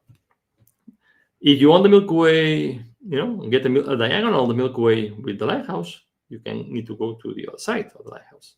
So you can shoot, get the core behind the lighthouse, and if you shoot in this direction here, you basically are shooting towards the southeast and capturing the core of the Milky Way above the lighthouse. If I tap on the night AR again, so this is the core, and you get the lighthouse here, just basically under the Milky Way core, which is another cool composition. What else can I get in March? Well, in March you cannot get the Milky Way core, the Milky Way with the core vertical. So you need to change, keep tapping the Milky Way icon on the panel until you find a month that shot is possible, and I'm going to set it to July 14th, the new moon July 14th, because is when you can get the Milky Way completely vertical with the core, and you can just photograph, take the shot of the lighthouse with the Milky Way completely vertical and straight up with the lighthouse. In this case, if I tap on the night AR, I'll get the Milky Way completely vertical and the lighthouse here and the core behind the lighthouse, which is pretty cool. So to sum up, when you're applying the Milky Way, do that. Just tap on the icon on the top panel, the second Milky Way panel, to change to the next new moon, next new moon, next new moon, and try to find all the possible compositions you can get for that specific subject. I think I have a question from Catherine. What are the dark and light gray lines again? Okay, these lines here that you see on the map, the light gray and dark gray, tell me where the areas or directions the galactic center will be visible. So I know that the galactic center becomes visible in the direction of the light gray line at 11 p.m. more or less, and it becomes invisible in the direction of the dark gray line around 4:09 a.m. Actually, if you go to the first Milky Way panel, you have here the times 11:09 and 4:10. These are the visibility times, and on the map, these gray lines represent the directions where the Milky Way, the galactic center, becomes visible and not visible. So you know that in these directions is where the galactic center will be visible. So you can, for example, get your subject inside this area, so you can get the core, the Milky Way, and your subject in the frame. Yeah, perfect. Side mark, another questions. Why my iPhone 16 Pro Max only have one option in the zoom AR videos? You mean here? These focal lengths here are the focal lengths that your phone should have. I mean, if your iPhone has, I have 3 focal lengths, 13, 23, and 123 millimeters. So these are my focal lengths. I suppose you have an iPhone, you have more than one. Maybe you only have one focal length, and this is the reason. But if it's an iPhone 16, probably you have more than one focal length. Should appear here. So you can send us an email to support at photopills.com, support@photopills.com, and we can check it. But being an iPhone, it's weird that you only see one focal length. Maybe yeah, should be 16. It should be more than one. Okay.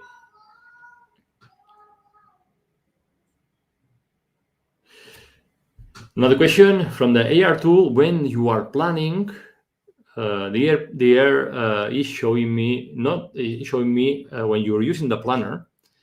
If you use the AR button here, what you're seeing through the phone is what you see if you are at the red pin position, know where you are, because everything in the planner is linked to the red pin position. So you use the night AR in the planner, you need to imagine that you are at the red pin position, or you need to be at the red pin position. So what you're seeing is linked to the red pin position, not your current position. Okay, let's answer some questions here because we're getting almost to 2 hours. Perfect. Mark, how do you know the elevation of a tower, of a lighthouse? Does PhotoPills know? Who finds it manually based on Google? Well, I use Google. I Google ChatGPT to find the dimensions, the heights of the subjects. Most subjects that are known are easy. You find them online. Or you don't find them online, you can compare the size of that subject with something that you know. For example, if you think that that subject looks like like a 3 floors building, and each floor is 4 meters, so 4 by 3 floors is 12 meters. So you can compare, you can figure out more or less like that. But most of the subjects are on Google, and the heights, I find the heights on Google. More questions, guys, because we're coming to an end here.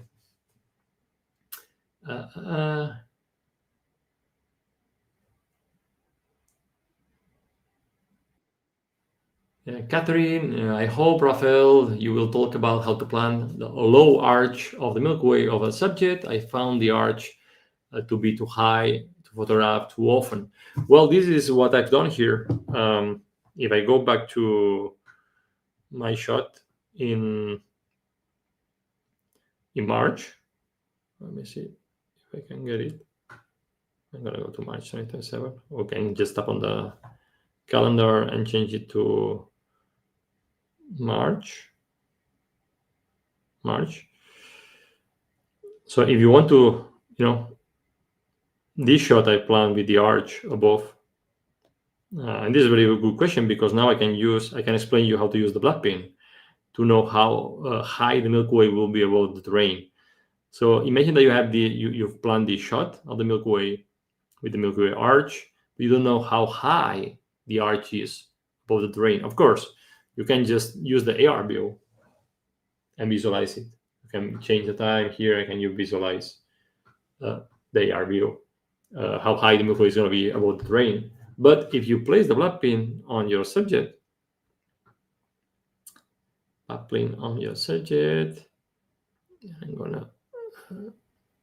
gonna set it to new moon here. Perfect.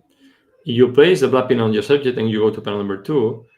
look what happens with my panel. Now is the Milky Way arch height 55 meters, 0.5 from black pin. So it's telling me actually that the arch will be visible and the center of the arch will be at 55. So you'll see the arch will be above the terrain and above the lighthouse in this case. Actually, just behind it probably from this shooting spot. So you can use the black pin panel also for the Milky Way arch. And if you align the galactic center with the black pin, it's telling you the galactic center height, 7.2 meters from black pin. So it's basically the same stuff, giving you the same information that you get for the moon. So you can understand how high will be the galactic center or the center of the arch above the terrain. So that's a very, very good question. More questions.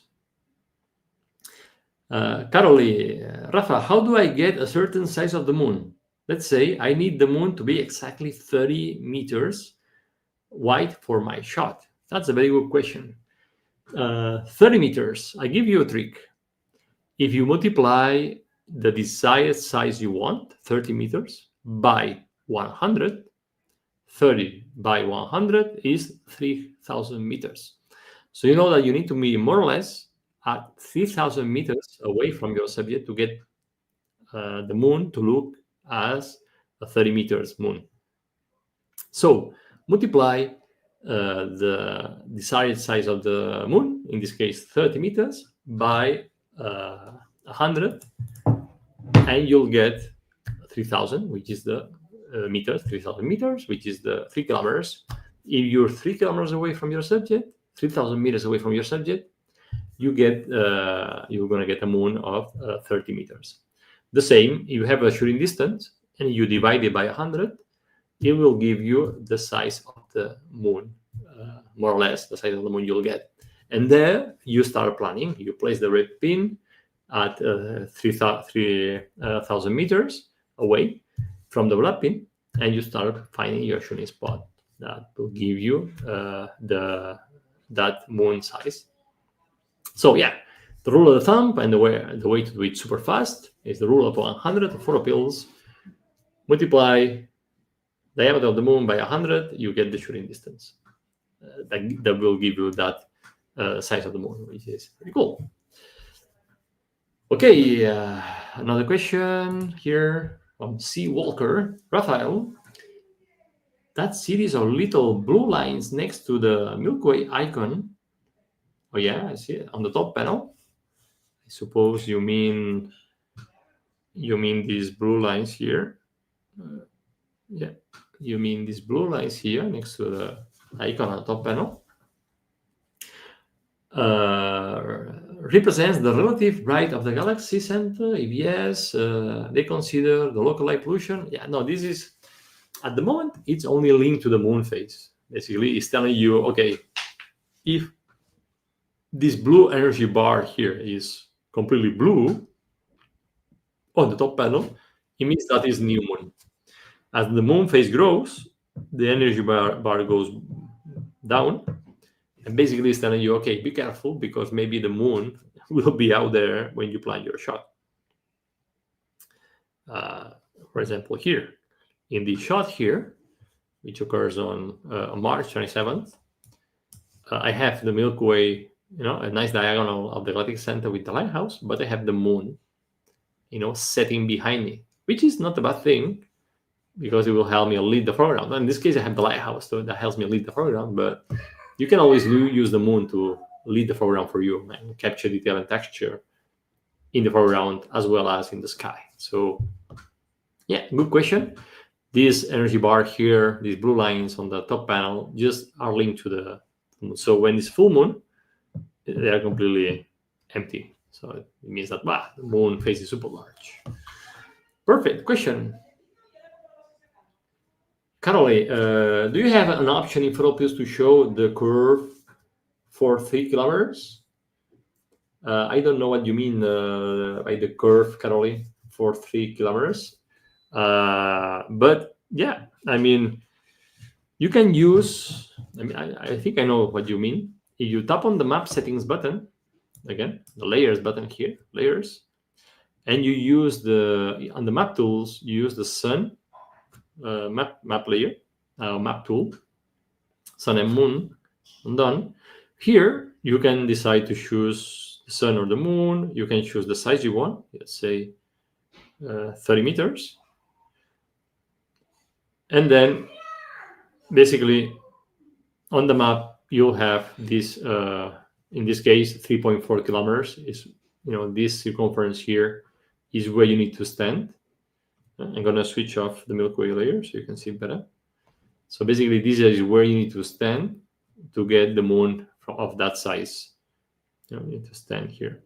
So basically, you decide the size of the moon you want, and this tool is telling you the distance you need to be to get that size. And the black pin or your subject is the concentric, is the center of the circumference, and the circumference is telling you where to stand to shoot it.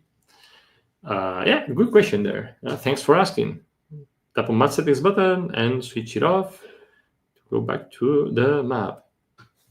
Okay, more questions. A few more questions before we say goodbye. It's almost 2 hours. I suppose you're exhausted. Still almost 300 people. That's still with me. Thank you so much for bearing with me in this long class. Okay, let's see. So many questions, man. Ooh.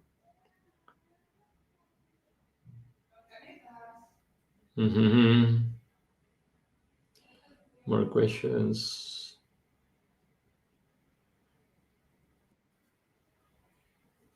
Somebody's asking me, we will do a desktop version. Yes, we will do a desktop version. PhotoPills premium is coming. I hope next year, early next year. We can give you a big surprise for that. So playing with the computer, it will be very handy. I agree.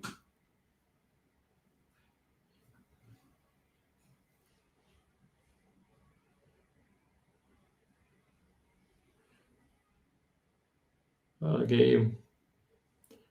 Another survey that anyone here who's never used PhotoPills before? Wow.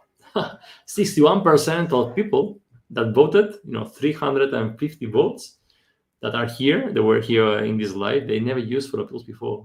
This is great, fantastic, guys. I hope you learned something today, and 39% are professionals using PhotoPills. So it's good to share a few tips with you.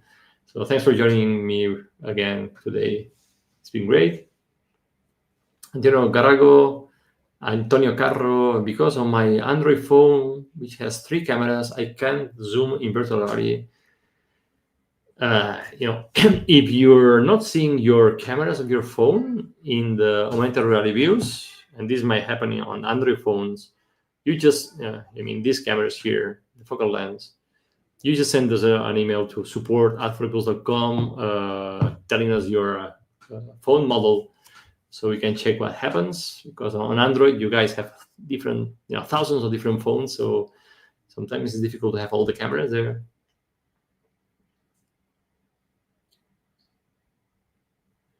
We have another question about the AR calibration.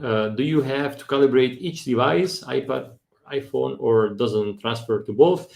Again, when you're calibrating, you need to calibrate each time. I do calibrate each time I use the AR to make sure that what I'm seeing through the phone is calibrated, is correct. So we don't save the offset of the calibration, because magnetic field changes. They change a lot, so it doesn't make any sense to save them. Boom, boom, boom.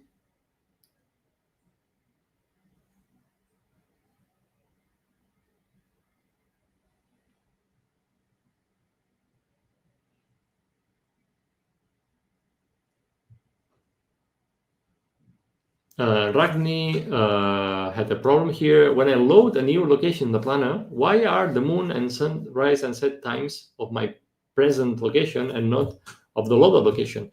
Well, this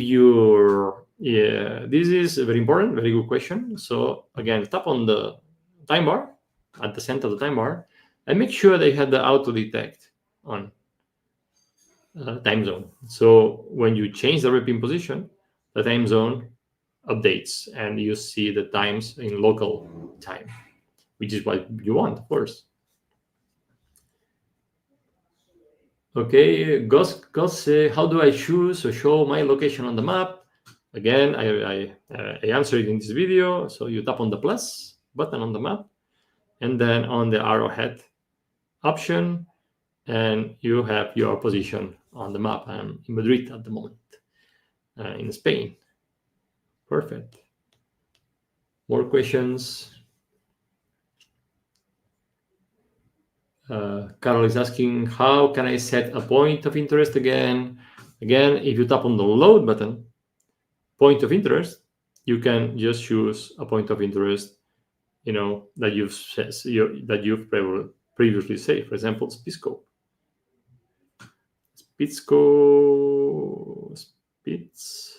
Speedscope pool. That's a nice pool in Namibia. I'm going to switch off the black pin. This is a nice pool here in the Speedscope where you can get nice reflections.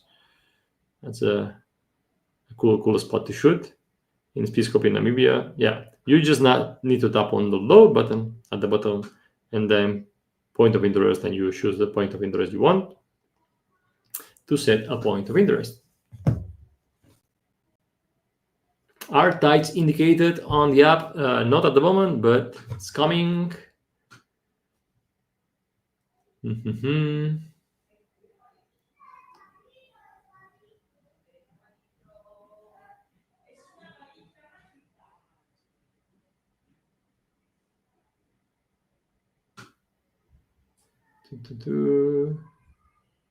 Okay. More questions.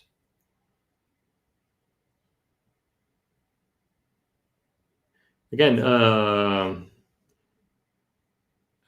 does it automatically calculate the height of a building or natural object? Again, Google doesn't have the heights. I mean, that doesn't share the information of the height of buildings. But yes, we have the altitudes of the terrain. So we know the terrain perfectly with the Google accuracy, but not the height of the buildings. You need to check them up, look for the heights on Google or ChatGPT or another AI tool to get those heights.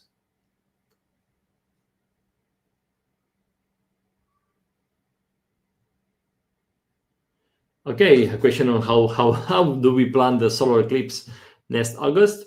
Well, I'm going to be launching a video on how to plan the solar eclipse, but very quickly, I'm going to do it. This is the last question I'm going to be answering today. So to plan the next solar eclipse next August, first, tap on the map settings button here and activate the moon layer and tap on the eclipse layer. And then tap on the eclipse calendar, choose the total solar eclipse of August 12th, 2026. Perfect. Go back to the map. Now zoom out. And as you see, here you have the path of totality. This is where the totality will be visible. And outside the path of totality and inside these yellow lines, the eclipse will be visible. The partial phase of the eclipse will be visible. So as you know, because we have 3 expeditions for the eclipse, and the only one that has 2 spots available is the one for Iceland. So you guys want to join us for an eclipse adventure in Iceland, send me an email to info@photopills.com, and I'll share you the information. We haven't announced the eclipse expeditions yet because they sold out very fast. And we have one in Menorca, because the Menorca is in the Path, one in the north of Spain, which both are sold out, and one in Iceland with only 2 spots available. We'll announce it soon, so if you're interested in joining, just send me an email at info@photopills.com. So you can join before we announce it. But yeah, in Menorca, it's in the path of totality. So place the red pin in Menorca and go to the eclipse panel. Perfect, which is the last panel on almost the last panel. And now I can see the eclipse. If I change the time, I see that the eclipse occurs at sunset. So in Menorca, you can get the sun super low in the sky, actually, super low. So you could even, if I want, for example, photograph the eclipse, the eclipse with the Punta Nati lighthouse, which is a good lighthouse, you just zoom on the lighthouse, you go to the black pin panel, tap on the button on the panel, place the black pin on the lighthouse, and now basically you know where the lighthouse is, and now you can choose a shooting spot. For example, here or more here, you can choose a shooting spot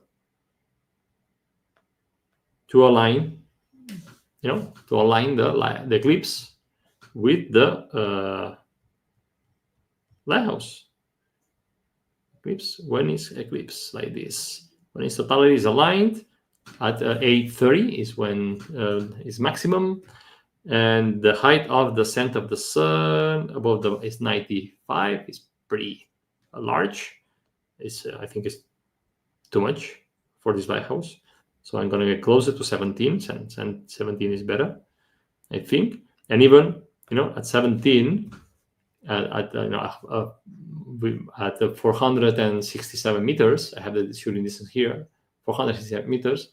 The size of the sun is 4.3 meters, which is large enough. And the height of the sun is lower. So yeah, I think this is a good way. So you plan the same. How do you plan the eclipse? Well, you do it as you plan the moon or the sun. You set the date of the eclipse. It's August 12th. You set the time where totality begins. Based on the time and date, the map will tell you where the eclipse will occur.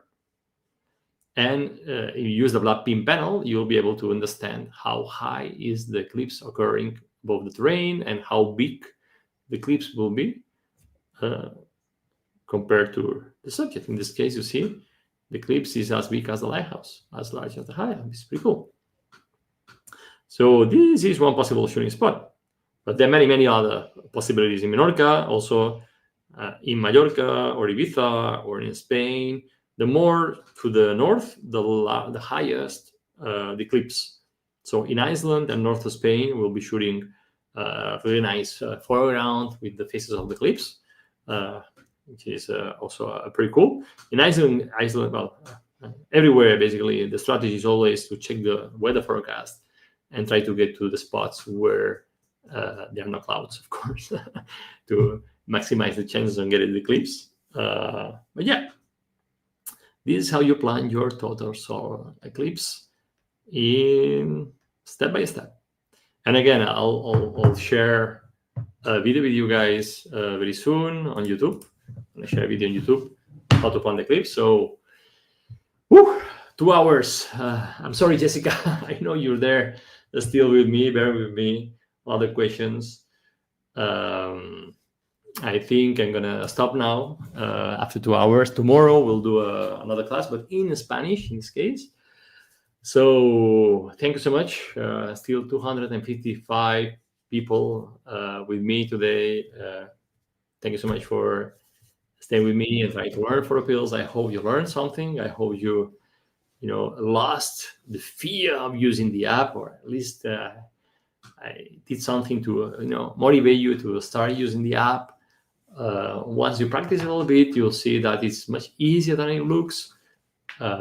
Basically, you need to learn how to move the red pin, how to change the time, and then understand the position of the sun, the moon, the Milky Way based on the information on the top panel, the black pin panel, super important, and the layers on the map, the lines on the map, and you can miss it. You plan, you decide what you want to photograph.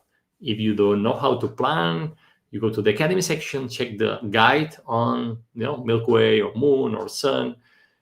On those guides, you'll find videos and also articles or sections on how to plan the shot you want. You can just follow the steps and you plan. You try, you fail, you plan, you try, you fail until you start failing less and less. And as soon as you start getting the shots, then it's all the same. It's straightforward. It becomes natural in you to know how to use the app. So thank you so much again for being here with me.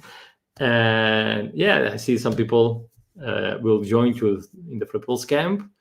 That's good. Yeah, see you in the camp, guys, in May, or in the expedition. I'm going to be in the expedition in Menorca for the eclipse in August too. So next year, it's going to be a big year for PhotoPills, beginning of the future, as I like to call it.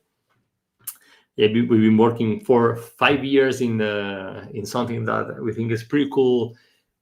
Putting together a team has been pretty amazing. And now we think that we have a good team of people to start putting something together out and evolving together. So the people that will join us in the next big thing that we're building, what we expect is you guys help us make it better and better and better. And let's see what we can create together. But that's coming in next year, 2026, in March, I hope. Herman, please don't fail me this time. So thank you so much for watching. Once again, if you like this video, give me a like, subscribe, and I'll see you next Wednesday in another video. And remember, guys, that you have the power to imagine, plan, and shoot. And the photos. Bye-bye. And now it's dinner time here, and I'm going to give a kiss to that Daniel, my son, and my wife, because they've been waiting for me for dinner. Bye-bye, guys. I love you, and I'll see you soon. Jessica, thank you so much for being in the chat and helping, answering questions. Thank you so much for your work. And I'll see you tomorrow with the Spanish class. Bye.